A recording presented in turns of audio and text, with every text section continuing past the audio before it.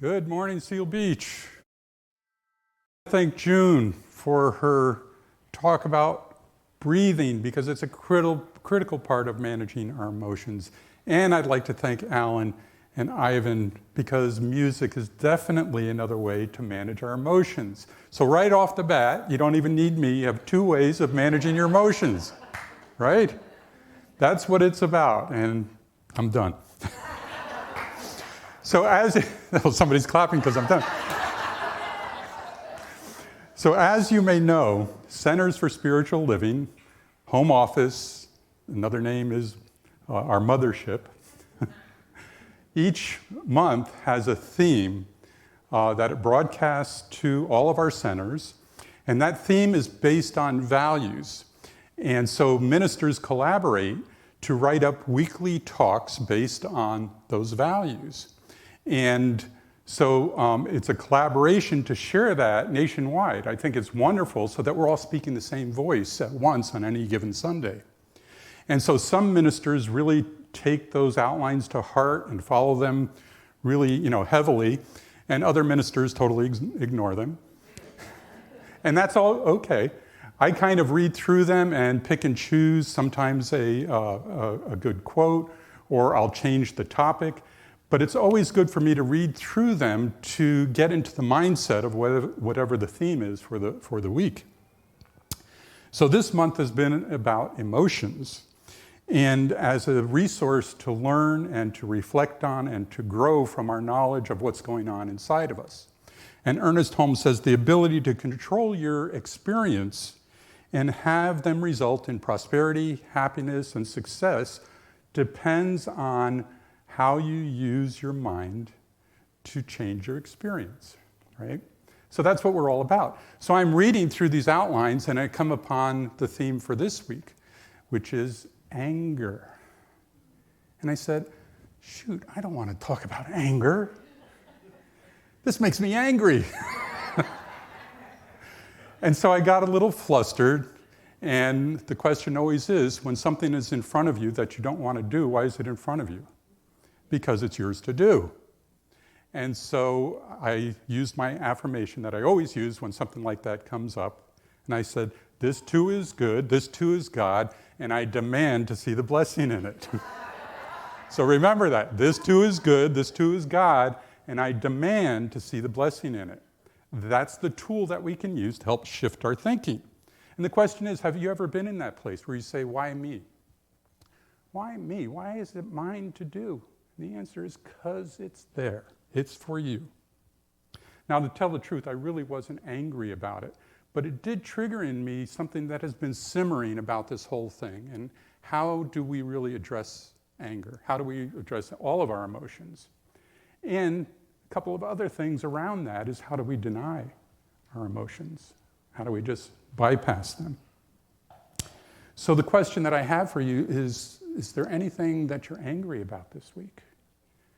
Yeah, there's an awful lot. I mean, we had the terrible tragedy in Buffalo. We had something right here in San Bernardino last night. I mean, it's enough to make you not only be angry, but also exhausted with everything that's going on in the world. And it's a hard thing to manage and to live with. And yet here we are. Whatever is in front of us is for us to do, to see something new, to change our thinking. So I liken anger to a lot of things. The title of my talk is being the I, me, in the storm. Being in the eye of the storm. Now I know here in California and all along the West Coast, the storm can be a firestorm, and thank you for smoke in your eyes, because that is something that we have to deal with. And frankly, I would rather deal with my experience in Florida with hurricanes than fires, although it is qualitatively different. And I want to talk about that because I spent 26 years in Florida. And in that time frame, over those 26 years, we had a bunch of hurricanes. And your typical summer, which goes from March until November, you can have violent thunderstorms, you can have tropical depressions, which turn into tropical storms. And if the energy is correct, they turn into hurricanes. And the I being centered in each one of those events can be a very different thing. So on a daily basis, the violent thunderstorms, let's say you're driving along, you can see the storm clouds gathering, and the rain is so intense, and maybe this isn't a good thing to talk about in California because you don't have water. In Florida, you have too much water. But the storms can rain down like 2 inches of rain in an hour, to the extent that you have to pull the car off the road and wait it out because you can't see a darn thing.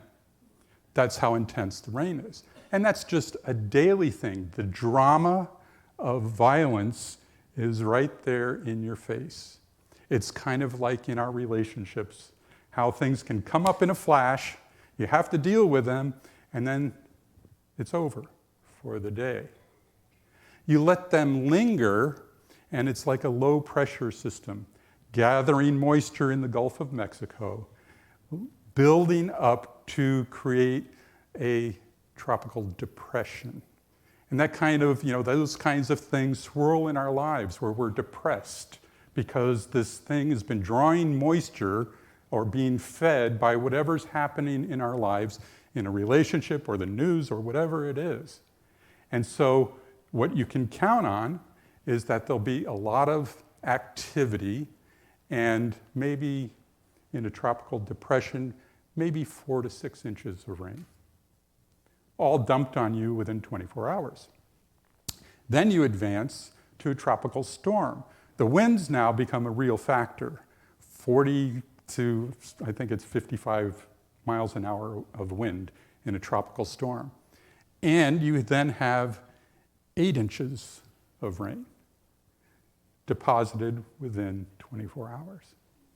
So you kind of get used to that, but not really. And I wonder how much of our lives, in terms of when we're really angry, are a culmination of depression and feeding that depression and all these other factors that go into really culminating in this downpour of emotions, right? Is that making sense?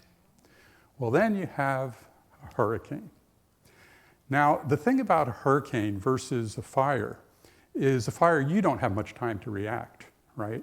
There's immediate angst and preparation, and you got to move. Well, in Florida, they really like to track the storm from when it leaves Africa. And so this is a culmination of weeks of buildup. Will it hit us? And they have all the storm tracks that the scientists have. And they project all these places that it's going to go. And it's a slow buildup of angst that you wonder, is it going to target us again? So in my 26 years of being in Florida, we probably had, we had dozens and dozens of hurricanes, but probably only 8 that really targeted Central Florida, which is where we were.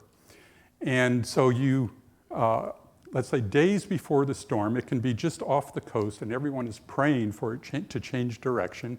And sometimes it will, and everybody's, all happy because prayer works. And then other times it, takes dead aim on where you're at. And so the supermarkets, well in advance of the storm coming, are emptied. There's no water available, no nothing. You put together a survival kit.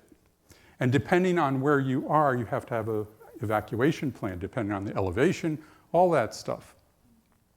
And so, it really brings to mind when we are faced with the kinds of things that we're looking at in our culture right now.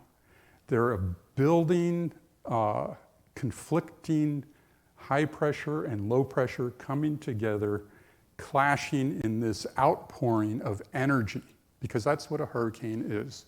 It's an outpouring of tremendous energy, and you have to find some way to deal with it. You have to find some way to deal with it. And so that's what we're about in this community, is all the things going on in the world, never mind in our own lives, is finding out a way to manage our emotions that are churned up by the media and by the reality of what's happening. And so it becomes a really challenge. We have to have strategies to deal with that, and breath is certainly a critical one. So as the storm is bearing down on you, what's going through your mind? And it's something about hurricanes, I don't know why, I think they know that they can create the most terror by coming at night. I don't know why, but they always seem to come at night. So you seem to be in this place of being most vulnerable. And it is terrifying when, at least in central Florida, you don't get the 150-mile-an-hour winds that you would on the shore. You only get 100-mile-an-hour winds. And if you know anything about the kind of damage that a 100-mile-an-hour wind can do, it can tear roofs off and all that stuff. And so we've gone through that experience several times. And you pray. You pray that you're at the center of divine operation and you are protected. And yet, when you're hearing all the stuff clattering outside and hitting on the roof and all of that, it can take your breath away. What's really fascinating, when this storm is approaching and you're hearing all this clatter and this churning and this commotion, there's a period where suddenly there's absolute silence. Nothing is happening. And so we've actually gone outside in one of those periods. And where you are is actually in the eye of the storm. And depending on the ferocity of the storm, that eye can be huge or it can be very concentrated, all sorts of things. But we decided to go out. And you go out there and it is totally eerie. It's night. You can't see much of anything. You can see your lawn strewn with branches and all this leaves plastered on the house. And fortunately, maybe nothing has happened to your house yet. And you look up, and all you see is the most brilliant starlight that you've ever seen. Because usually you go outside at night and there's ambient light, so you really can't see the stars very well. But in the midst of a hurricane, in the center of the storm, in the eye of the storm, you can look up and see into the core of the universe like you've never seen before. So I love that analogy. In the midst of all this commotion, there is a place of calm, a place of centeredness, a place of peace. Even though the bad news is the rest of the storm is coming. And that eye wall on the opposite side of the storm that is approaching is the most destructive part of the whole thing. Because the damaging winds are closest to the center of the eye, and usually it's on the east side or the northeast side of the storm. And so you still have that angst, but you also experience the calmness of being in the center of the storm. And I'd like to use that as an analogy of, in the midst of whatever we are experiencing, can we access that calm, centered place in the midst of the flood of emotions and whatever else is going on? And what we did is, after the storm passed, we were without electricity for 9 days. And it was only our neighborhood. So I thought that was really fascinating. Other parts of our neighborhood were fine. So we actually delivered a talk on that Sunday, and I held up the headlines of the Orlando Sentinel, which said, "Powerless." And so that was the topic of my talk that day, because I said, we were without electricity, but we were never powerless. And I'd like to make that a point, that we are never powerless, no matter what is going on in our lives. We may feel powerless, but can we access that place within us that knows at the center of ourselves there is a place of calm, peace, and harmony? So we went out to dinner. Dr. Reverend Bob Dean came down from the home office, and we had dinner with him. Going back to our house where there was no electricity, we did have water, which made a big difference. So we were able to shower and all of that stuff.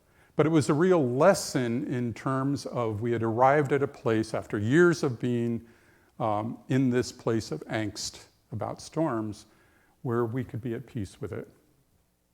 And we were fortunate to be in Central Florida because the coast is a whole different matter altogether. So what's interesting is since we moved out of Florida, I have noticed that the angst of storm preparation is gone because it was always there all summer long.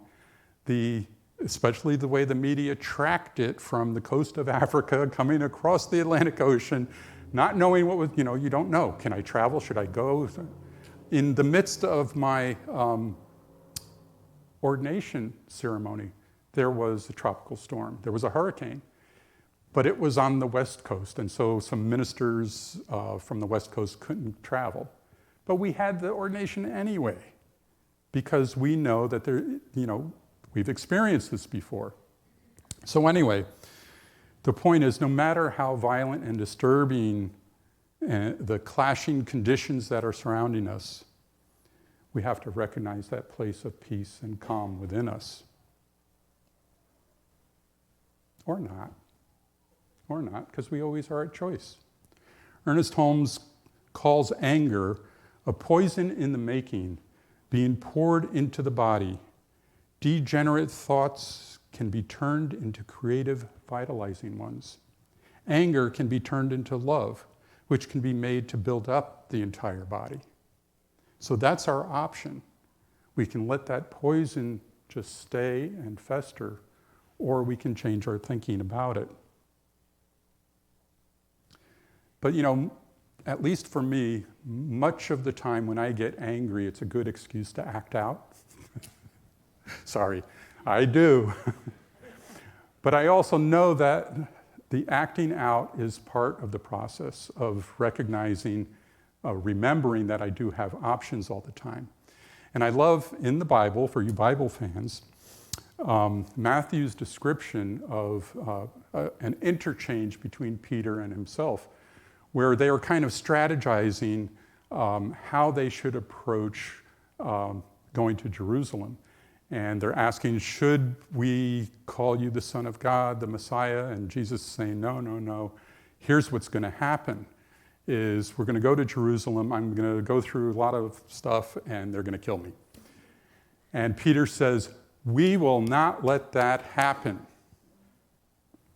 And Jesus says, Satan, get thee behind me. You are a obstacle to my process. What did he say exactly? For you are not setting your mind on the things of God, but on the things of men. He was not going to sit still for Peter, making it easy for him. He knew what was his to do. And so the question is, are we able to do that for ourselves? Jesus didn't say, Peter, forget about it. I've got it handled. He said, get thee behind me. Get thee behind me. Your concern is about worldly things, but I am of another kingdom. I am putting my mind in a different place because I know this is mine to do. And so can we recognize that within ourselves? So when we're looking to weather the storm of emotions around us, the fear, doubt, worry, can we put God first? Or do we tend to add the moisture, add all the activity, the depression, everything to whatever is happening in front of us and say, this is most important to me?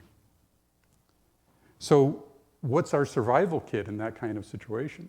What do we need to put in our kit to move through this? Well, certainly breath is one of them. We have to have a regular spiritual practice so that we know how to manage all of this. We get in trouble when we let our reaction to things take precedent over knowing better. Our ego tends to leap up onto whatever's approaching us and to react to it, right? So is everyone familiar with Cesar Millan, the dog whisperer? He had a show, I don't know if it's still on or not, where he trains dogs. And the one that really struck me is he was talking about, you have a new dog, and all they want to do is leap up on a person. you know, you're walking your dog and they just want to leap up on the other dog or the other person. And I think sometimes that's how we are with our emotions. We just want to give it to them, you know, leap up on them. Whether it's love, hate, worry, doubt, whatever it is. And so his process was to get the dog to heel, which means just behind your heel. Now let's say that dog's name was Satan. Get thee behind me, Satan, is a training process of getting our ego out from in front of us and getting it down by our heel. And that leaves us in a place of being open and receptive and perhaps even vulnerable, but not undefended, because our Satan's right there, ready to, you know, spring into action. And perhaps that isn't a good name, because our ego is there to protect us. But we have to be able to know that just jumping up on someone with, you know, and blurting all of our stuff isn't really an effective practice, especially with anger, is it? And so, you know, that's a process of training. It's focusing on what are the things of God instead of all these worldly concerns that I have, which are legitimate, but I have to be able to manage them, to be able to breathe into the moment, because that gives us a very different place to come from.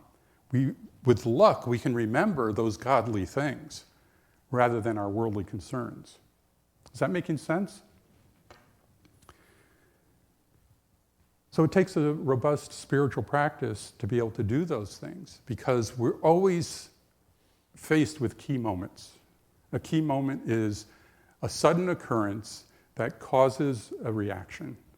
So let's say you're driving along and someone cuts you off, right? Here's an example of what meaning do you put onto that occurrence. Oh, that son of a gun is trying to get ahead of me. That's a legitimate concern, right? Am I the only one that's been there? I mean, I have actively, you know, you watch in your rearview mirror and you see people moving, and I've actively boxed someone out from passing. Sorry. I do that less now than I ever have before. But I put a meaning on that says this guy's trying to get ahead, and I'm not going to let him. So we have a belief, the meaning goes to a belief that that isn't right. And so then we have an action, right? So I accelerate just enough to box him out. Okay? Very devious. And then we have a response inside that says, that'll show him. Now, what I've learned is that is not a safe practice at all. And so, at any point, we can have an interrupting strategy. Breath is an excellent one. Is someone's racing behind you, try taking a big, deep breath. The meaning may still be there. This guy's trying to get ahead. Let me take a big, deep breath. And immediately you stop that response chain from going to the inevitable result of a nasty reaction, right?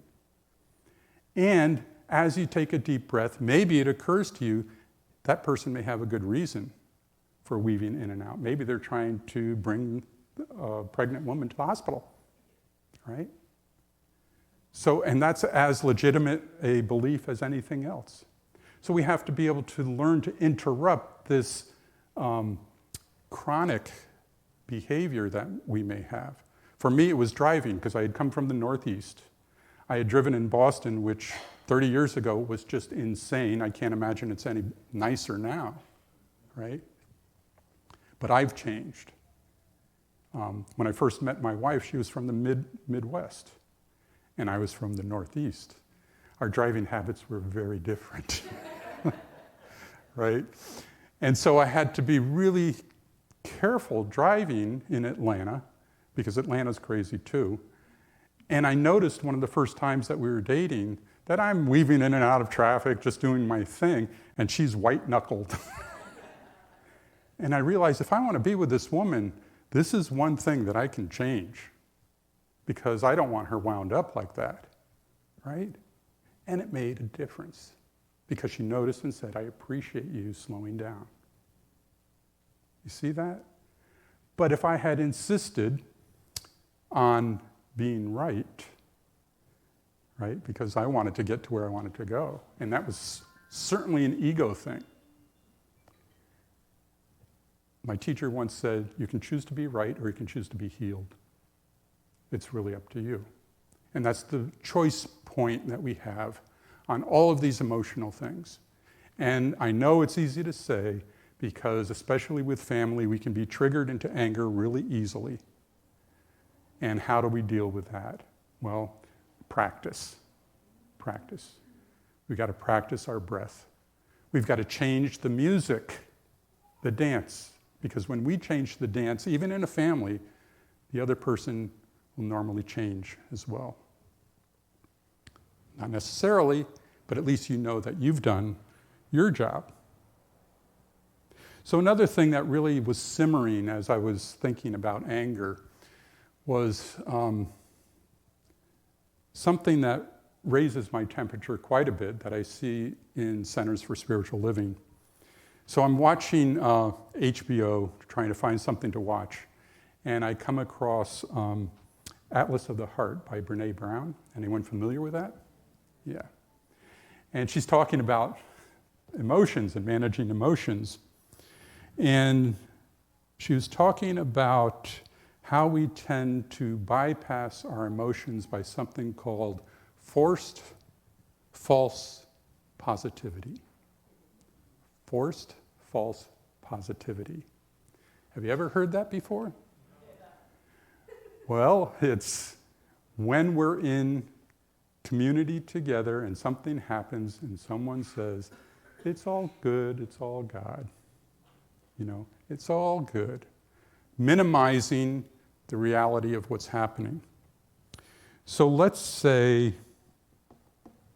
Peter's trying to have a discussion with Jesus and really concerned about his health and wholeness. And he says, don't worry, we'll take care of it. And that isn't what Jesus' plan is at all. And therefore, Jesus got angry and called Peter Satan, get thee behind me, with that thinking, right? Because he did not want to diminish the severity and the intention that he had to go and do this. Or let's say I'm in the delivery room with my wife and she's in the middle of contractions and she gets a cramp in her calf. And I say, oh, well, that'll take your mind off of the contractions.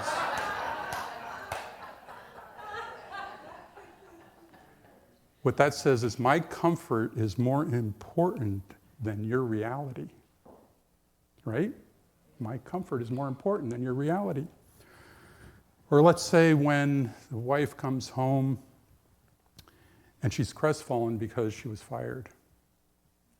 And the husband or significant other, without even looking up from the paper, says, oh, you'll bounce back. You always do. Now that seems like a natural thing to say, but what you're saying is my comfort is more important than your reality.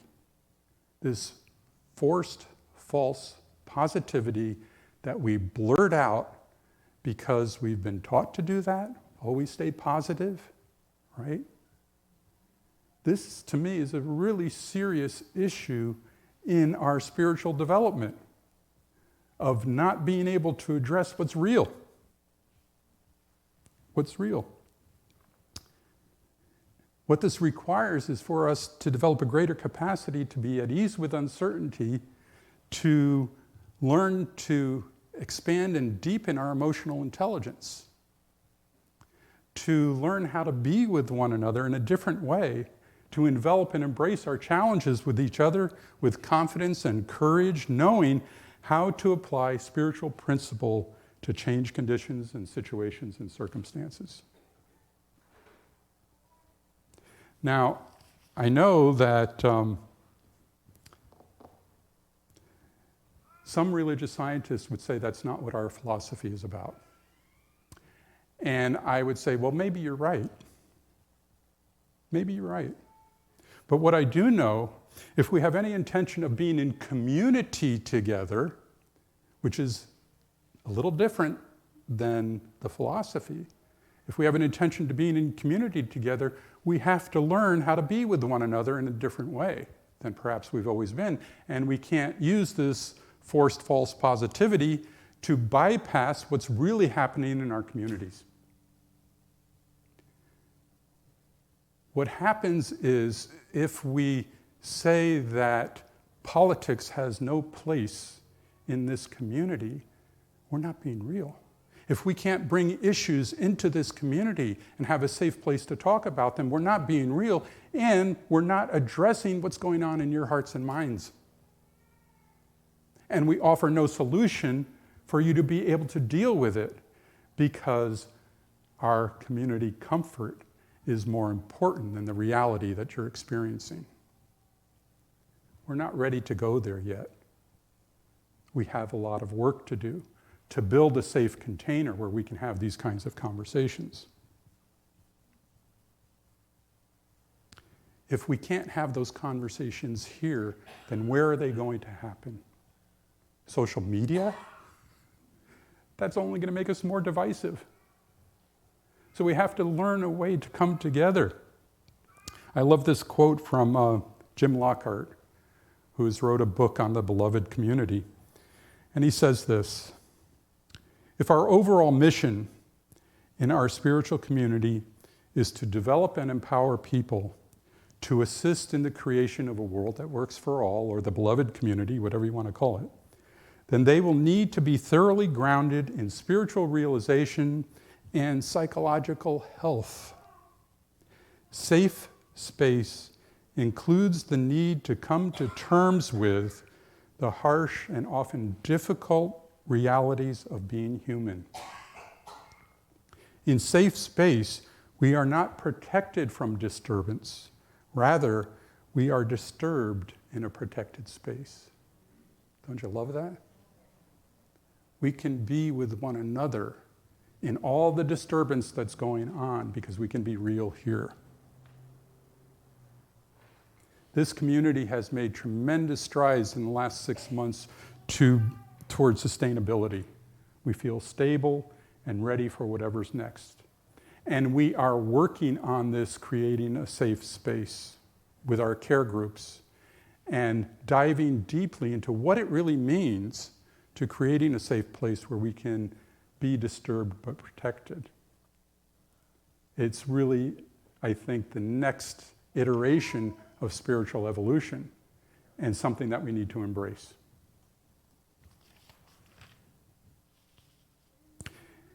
So what that means is we require that need to be at ease with uncertainty. Is that something that we can do? Is this an uncertain world? Every day, you don't know what's happening next. Can we create a place within ourselves that we're at ease with that? Because we know the worldly things are behind us and the things of God are at hand. That's what it takes, is to insist on knowing that no matter what the storm is, at the eye, at the center, I can be at ease with all this churning of emotions that's going on.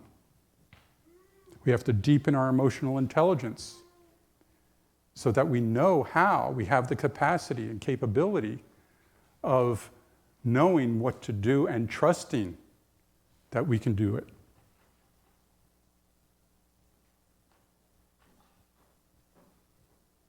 This is a great opportunity, I think, for this community and other CSL communities to step up and really be real with what's happening in the world, because the world so desperately needs it. Because this divisiveness is not going to be healed out there. It's got to be healed first here. And this is our training ground for doing that with each other. So as I look upon, everything that's happening here, we have these resources of this beautiful facility. We have financial sustainability starting to develop. We have a beautiful region to be in. But our deepest resources are not all included in those things, even with a new minister. That's not going to bail us out from this issue. Because the deepest resources in the hearts and minds of each one of you, having the willingness to step up and to be the change that you seek, I mean, you've heard that before. It really requires us to go deeper, to claim ownership and responsibility for making this a thriving community. And I see that happening. It is really remarkable. And I see that the possibility of the light that comes from this community, from the hearts of each one of you, becomes so bright that it's a beacon for the rest of the world. And I see that brilliance in each one of us and in me. And so it is. Thank you.